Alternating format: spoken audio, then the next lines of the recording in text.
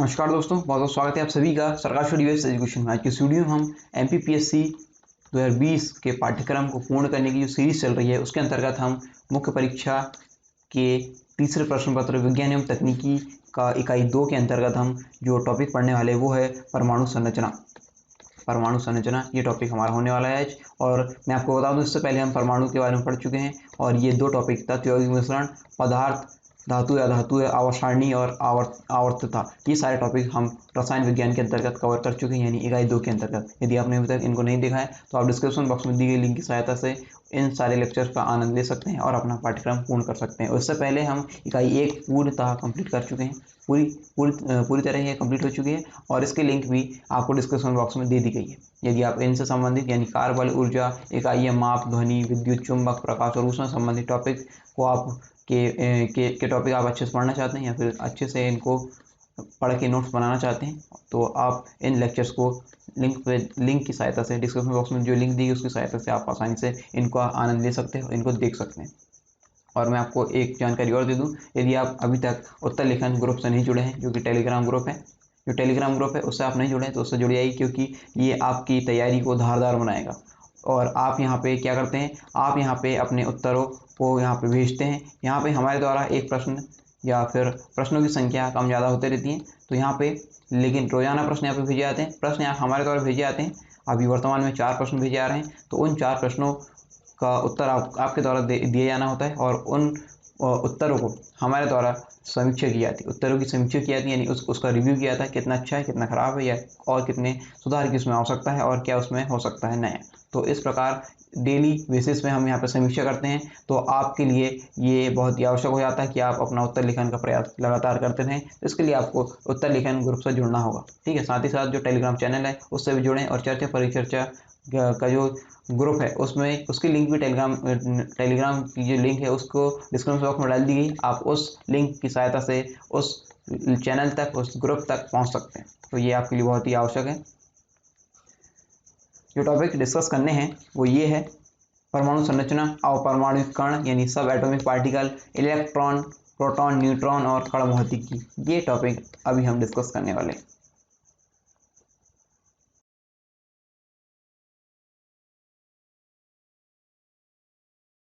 यदि आप एमपीपीएससी और व्यापम से संबंधित एग्जाम की तैयारी कर रहे हैं तो अनअकैडमी आपके लिए लेकर आए हैं लाइव स्पेशल क्लासेस और free test series. Live special classes में आपको क्या मिलेगा, आपको इंटरेक्ट करने का मौका मिलेगा टॉप एजुकेटर्स से और आपको लाइव क्लासेस मिलेगी। और इसके लिए आपको डाउनलोड करना होगा अनअकैडमी का ऐप और आपको लॉगिन होना पड़ेगा और अपना गोल चूज करना पड़ेगा एमपीपीएससी और व्यापम से संबंधित। और आपकी लर्निंग यहाँ से स्टार्ट होती है only on India's largest learning platform Unacademy पर। अनअकैडमी का जो ऐप है इस प्रकार दिखता है और आप यहाँ पे जो अपना गोल चूज करेंगे वो इस प्रकार कर सकते हैं एमपीपीएससी और व्यापम से संबंधित।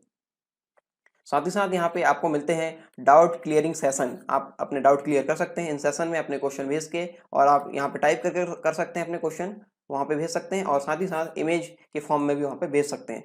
इसके साथ आप जो एमसीक्यू वगैरह जब कंडक्ट कराए जाएंगे तो आप पोल के माध्यम से अपने एमसीक्यू का आंसर वहाँ पे दे सकते हैं। साथ ही साथ पीडीएफ और नोट्स यदि डाउनलोड करना है तो यहाँ पे इसका भी ऑप्शन है। हर लेक्चर के बाद आपको यहाँ पे इसके नोट्स डाउनलोड करने के ऑप्शन मिल जाते हैं।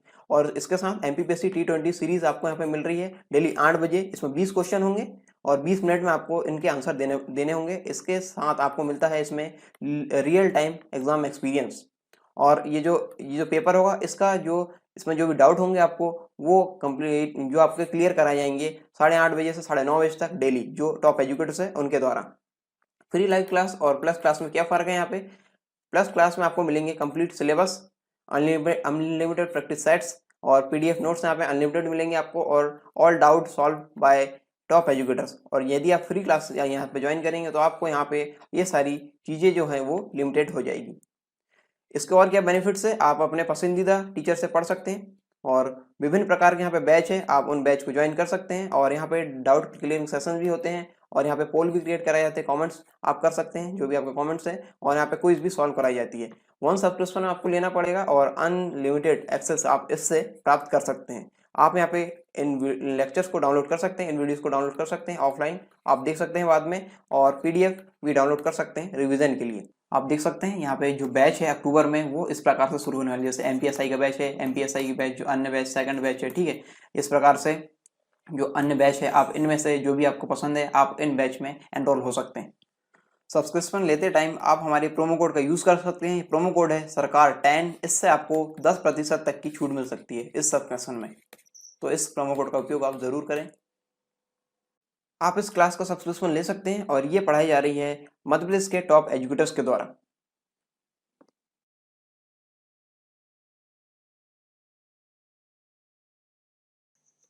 टॉपिक है परमाणु संरचना, इंग्लिश में बोलेंगे एटॉमिक स्ट्रक्चर। एटॉमिक स्ट्रक्चर 19वीं शताब्दी के लगभग अंत तक परमाणु को सभी पदार्थों का मौलिक एवं अविभाज्य कण माना जाता था कि परमाणु के बाद इसे और विभाजित नहीं किया जा सकता, इसे और नहीं तोड़ा जा सकता, जो कि डाल्टन द्वारा भी सिद्धांत दिया गया था कि परमाणु सबसे सूक्ष्मतम कण है किसी भी पदार्थ का, ठीक है।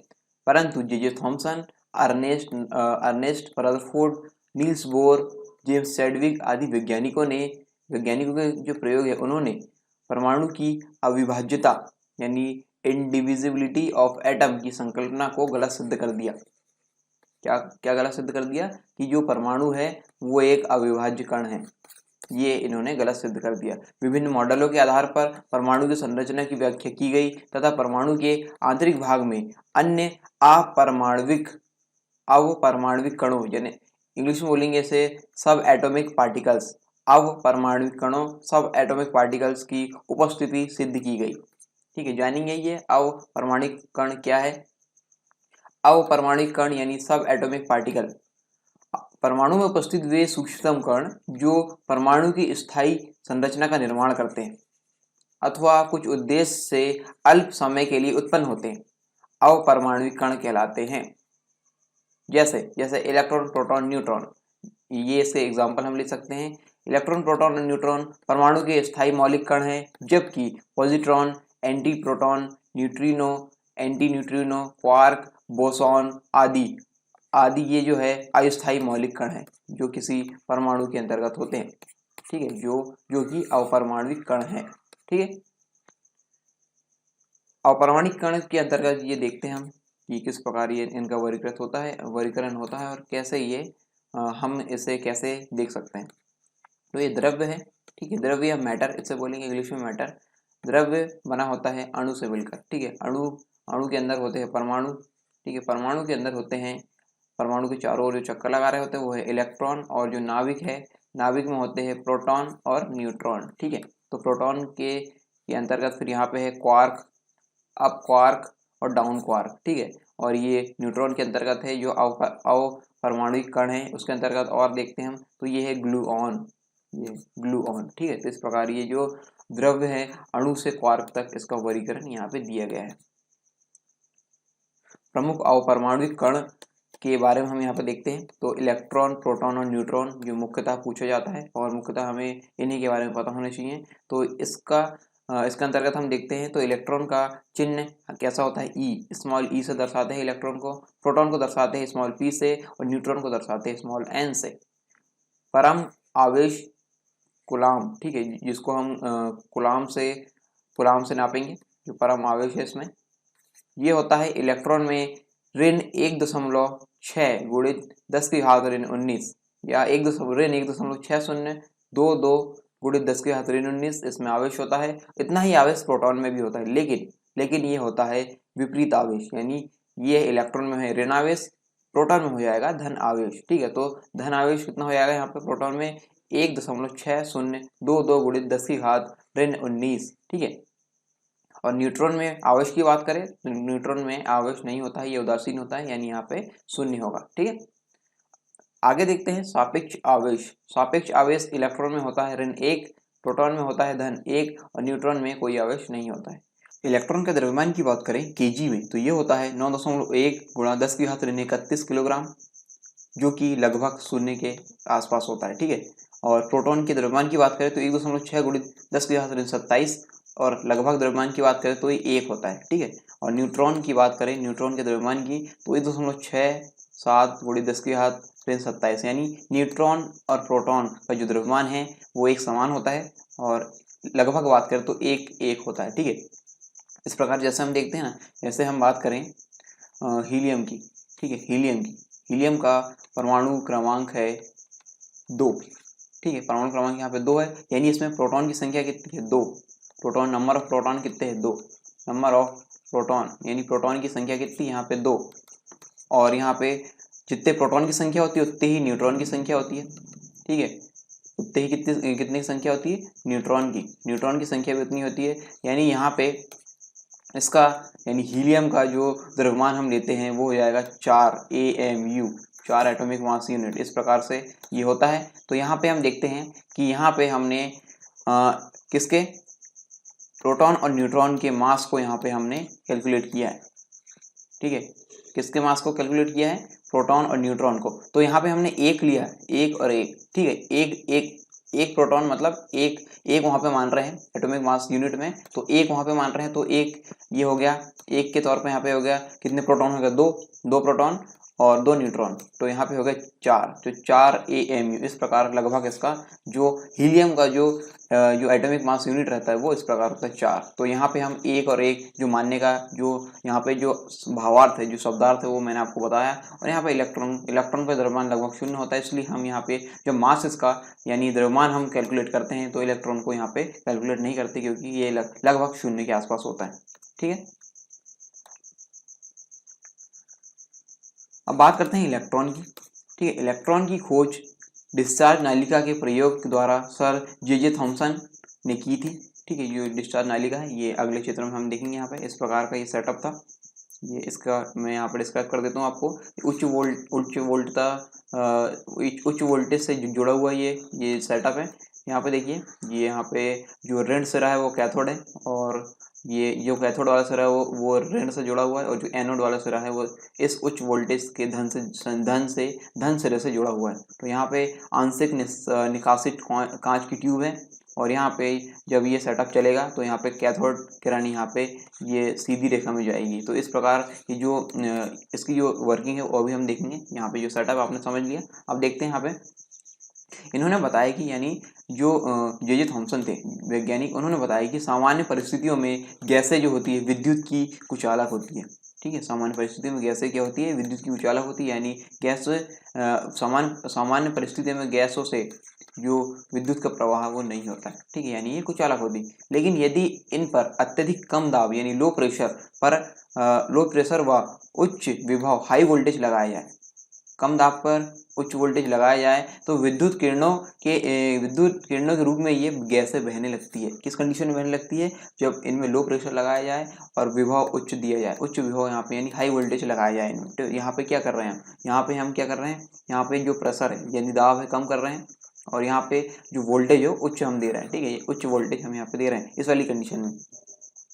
तो जो विद्युत किरणें हैं, जो विद्युत किरणें के रूप में ये गैसें बहने लगती है, जो गैसें यहाँ पे बहेगी विद्युत किरणें के रूप में यहाँ पे बहेगी, ये जो कैथोड रे बह रही है। ठीक है, तो ये इस प्रकार ये इन किरणों को कैथोड रे कहते हैं। ठीक है, इन किरणों क्या बोलेंगे, कैथोड रे।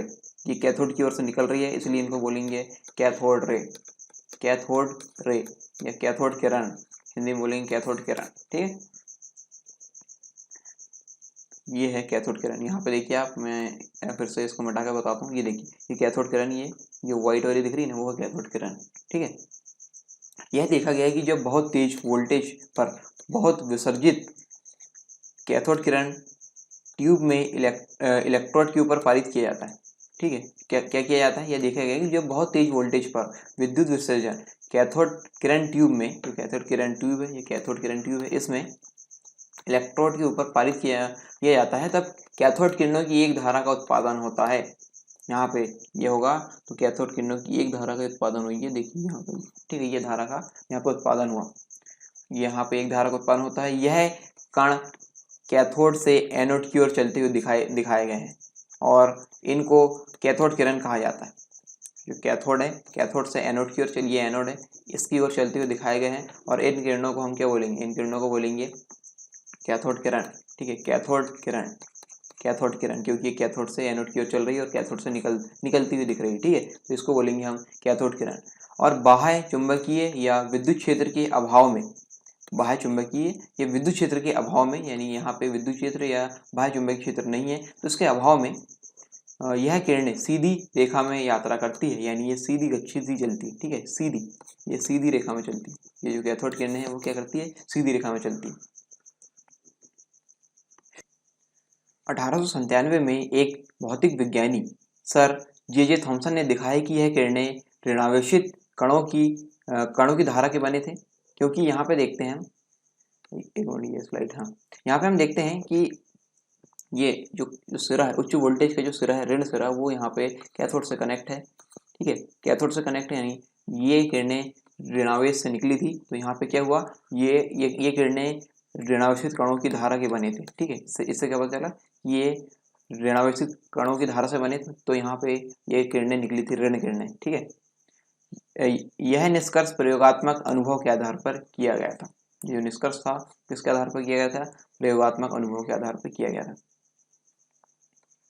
जब प्रयोग एक बाहरी विद्युत क्षेत्र की उपस्थिति में किया गया था, तब कैथोड किरणों के गुण निम्नलिखित थे। जब यहाँ पे क्या लगाए थे हमने, विद्युत क्षेत्र, बाहरी विद्युत क्षेत्र लगाया गया, तो तब यहाँ पे जो कैथोड किरणों के जो गुण हैं वो इस प्रकार थे, ठीक है। ये इस प्रकार हम देखते हैं, ये बाहरी विद्युत क्षेत्र हमने यहाँ पे लगाया, ठीक है, या फिर चुंबकीय क्षेत्र कुछ भी हो सकता है, यहाँ पे हम लगाया बाहरी विद्युत क्षेत्र।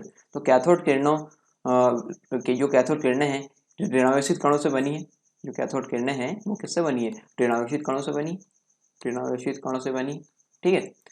ये किरणें कैथोड से एनोड की ओर सीधी रेखाओं में चलती है। ये किरणें क्या है, कैथोड से एनोड की ओर कैसे चलती है, सीधी रेखा में, स्ट्रेट लाइन में, ठीक है। परंतु एक बाह्य विद्युत क्षेत्र में ये धन प्लेट की ओर मुड़ जाती है। बाह्य विद्युत क्षेत्र में किसकी ओर मुड़ जाती है, धन प्लेट की ओर मुड़ जाती है। जब कौन सी कंडीशन बताई गई यहाँ पे, जब यहाँ पे बाह्य विद्युत क्षेत्र की उपस्थिति में प्रयोग किया गया, ठीक है। जो कैथोड किरणें हैं उनके गुण यहाँ पे देखते हैं। कैथोड किरणें के गुण यहाँ पे निम्नलिखित है। कैथोड किरणें सीधी लाइन में चलती है।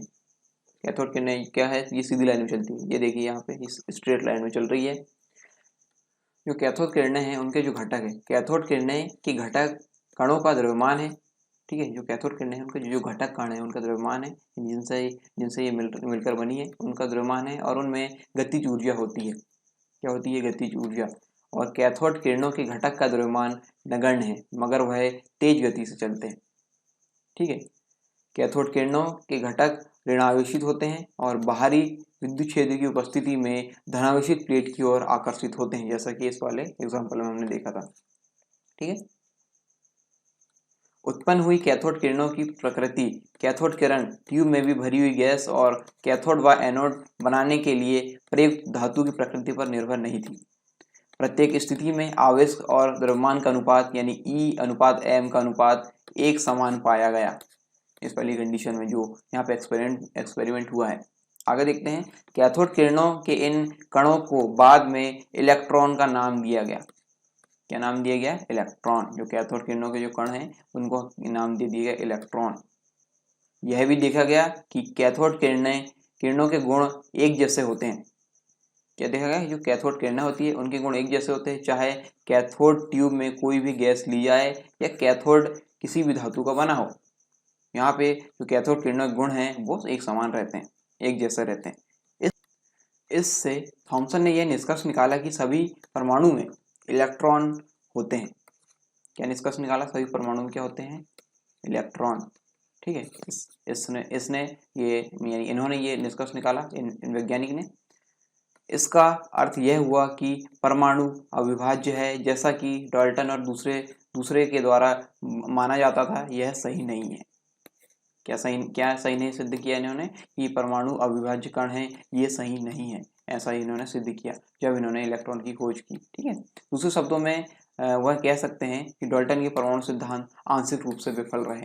जो डाल्टन के परमाणु सिद्धांत थे, इस खोज के बाद, यानी जो कैथोड यानी इलेक्ट्रॉन की खोज हुई, किसके द्वारा की गई, यहाँ पे जे थॉमसन के द्वारा। तो इनके द्वारा जब यहाँ पे खोज की गई, तो जो परमाणु के अविभाज्य होने की का सिद्धांत है, जो डाल्टन द्वारा दिया गया था, डाल्टन के सिद्धांत के द्वारा, तो ये विफल रहा, ठीक है। इलेक्ट्रॉन के बारे में और देखते हैं। तो इसकी खोज 1897 में किसने किया था, जे थॉमसन द्वारा की गई थी। और कैथोड रे ट्यूब पर प्रयोग के आधार पर थॉमसन ने यह निष्कर्ष निकाला कि कैथोड किरणें अत्यंत सूक्ष्म ऋणावेशित कणों से निर्मित है। और थॉमसन ने इन ऋणावेशित कणों को कणिका कहा, कणिका क्या कहा, कणिका, ठीक है, जिन्हें बाद में वैज्ञानिकों द्वारा क्या नाम दे दिया गया, इलेक्ट्रॉन। इलेक्ट्रॉन का द्रव्यमान हाइड्रोजन परमाणु, जो कि सबसे छोटा परमाणु है, इसके द्रव्यमान के 1/1836 भाग के बराबर होता है। इसीलिए थॉमसन ने निष्कर्ष निकाला कि परमाणु विभाज्य कण है, डिविजिबल है, और ये कणिका या इलेक्ट्रॉन परमाणु की संरचनात्मक इकाई है। ठीक है, कण भौतिकी के अंतर्गत यानी पार्टिकल फिजिक्स के अंतर्गत कण भौतिकी के मानक मॉडल में इलेक्ट्रॉन को लेप्टॉन नामक मौलिक कणों के समूह पर रखा गया है। इलेक्ट्रॉन लेप्टॉन समूह की प्रथम पीढ़ी इन फर्स्ट जनरेशन के सबसे कम द्रव्यमान वाले मौलिक कण हैं, और इस समूह की द्वितीय एवं तृतीय पीढ़ी में क्रमशः मियॉन तथा टाउ नामक कण पाए जाते हैं, जो आवेश चक्रण तथा आकर्षण बल में इलेक्ट्रॉन के समान होते हैं, परंतु इनका द्रव्यमान अधिक होता है। अब बात करते हैं प्रोटॉन की। ठीक है, जो दूसरा अवपरमाणविक कण है उसके बारे में बात करते हैं। यह है प्रोटॉन। तो इलेक्ट्रॉन की खोज से काफी पहले गोल्डस्टीन वैज्ञानिक ने 1886 में गोल्डस्टीन नामक वैज्ञानिक ने 1886 में एक छिद्रित कैथोड जिसमें छेद हो, ठीक है, कैथोड इसमें छेद हो, ये देखिए यहाँ पर छिद्रित कैथोड, ठीक है, ये इस वाले चित्र में देखिए, इस वाले जो सेटअप है यहाँ पे देखिए, उच्च वोल्टेज का स्रोत है, वोल्टेज का स्रोत है, यहाँ पे धन एनोड पे जुड़ा है, ऋण जुड़ा है कैथोड से। ठीक है, तो यहाँ पे इस वाले इसमें देखते हैं हम एक छिद्रित कैथोड जिसमें छेद हो, लगी हुई विसर्जन नली में अल्प दाब पर हवा भरकर एक प्रयोग के द्वारा प्रदर्शित किया कि जब विसर्जन नली में उच्च विद्युत विसर्जन किया जाता है, क्या किया जाता है, विसर्जन नली में उच्च विद्युत विसर्जन किया जाता है, तो छिद्रित कैथोड के पीछे धीमी लाल दीप्त उत्पन्न होती है।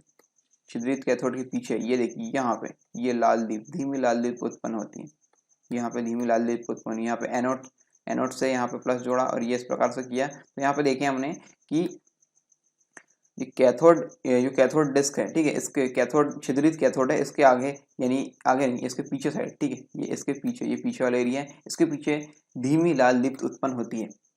और यह जो चमक है, यह चमक एक दूसरी प्रकार की किरणों के कारण थी, जो कैथोड किरणों की विपरीत दिशा में बह रही थी। किसके कारण थी, ये दूसरे प्रकार की किरणों के कारण थी, जो कैथोड किरणों की विपरीत दिशा में बह रही थी। इन किरणों को एनोड किरण या धन किरण का नाम दिया गया। क्या नाम दिया गया, एनोड किरण या धन किरण का नाम दिया गया। यह किरणें धनावेशित होती है। कैसी होती है, कौन सा आवेश होता है इसमें, धनावेश, पॉजिटिव चार्ज। इनको कैनाल किरणें भी कहते हैं, क्योंकि ये छिद्रित कैथोड के छिद्र अथवा छिद्रित कैथोड के कैनाल से निकल कर जाती है। ठीक है, इनको क्या कहेंगे, कैनाल किरणें। कैनाल किरणों के विषय में निम्नलिखित टिप्पणी की गई है। जो कैनाल किरणें हैं उनके बारे में क्या किया गया है, जो कैथोड किरणें की तरह धन किरण भी सीधी रेखा में चलती है। कैथोड किरणें कैसे चल रही थी, सीधी रेखा में चल रही थी, उनकी तरह भी ये जो धन किरण है वो भी सीधी रेखा में चलती है। और धन किरणों के घटक कणों में द्रव्यमान और गतिज ऊर्जा होती है। जो धन किरणों के घटक कण होते हैं उसमें द्रव्यमान और गतिज ऊर्जा होती है। धन किरणों के घटक कण धनावेशित है और इलेक्ट्रॉन की तुलना में अधिक भारी होते हैं।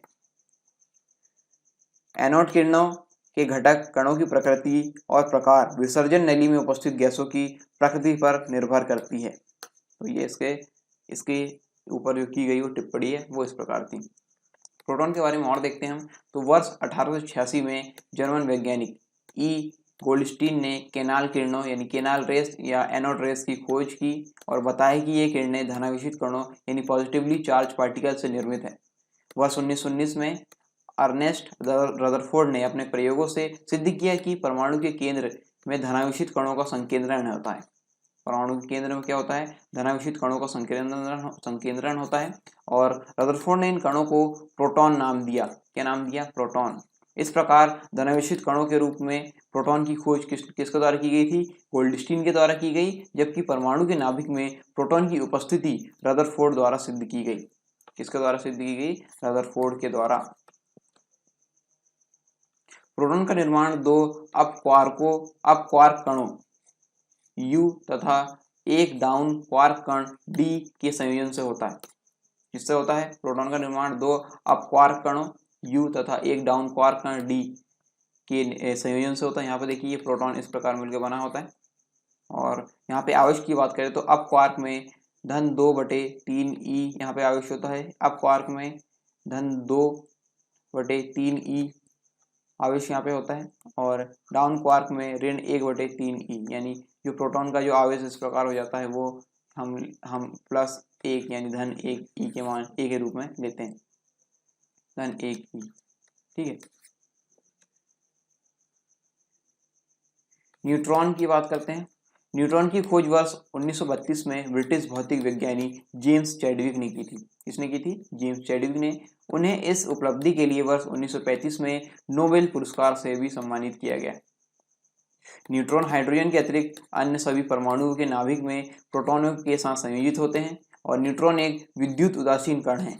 कैसा कण है? विद्युत उदासीन कण है, अर्थात इस पर शून्य आवेश होता है, परंतु इसका द्रव्यमान प्रोटॉन के द्रव्यमान के लगभग बराबर होता है। और न्यूट्रॉन का निर्माण दो डाउन क्वार्क कणों तथा एक अप क्वार्क कण के संयोजन से होता है।